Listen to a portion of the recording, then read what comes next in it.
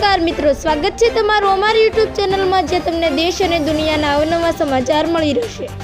તો ફટાફટ નજર કરીએ આપણે દેશ અને દુનિયાની 10 મોટી ખબરો પર। વેસ્ટર્ન ડિસ્ટર્બન્સના કારણે રાજ્યભરમાં આગામી 3 દિવસ સુધી માવઠાની આગાહી છે।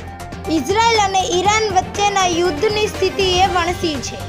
આગામી 24 કલાક એ આખી દુનિયા માટે અત્યંત મહત્વના છે। વૈશ્વિક અનિશ્ચિતતાને કારણે શેર બજારમાં બ્લેક ફ્રાઇડે જેવો માહોલ બન્યો છે। રોકાણકારોના કરોડો રૂપિયાએ ધોવાયા। હવે સૌપ્રથમ વાત કરીએ ગુજરાતની। ઉનાળાની શરૂઆતમાં જ ચોમાસા જેવો માહોલ સર્જાયો। હવામાન વિભાગે જણાવ્યા મુજબ આગામી 72 કલાકમાં પડી શકે છે કરા સાથે વરસાદ, જેની સીધી અસર ખેતીના પાક પર પડશે।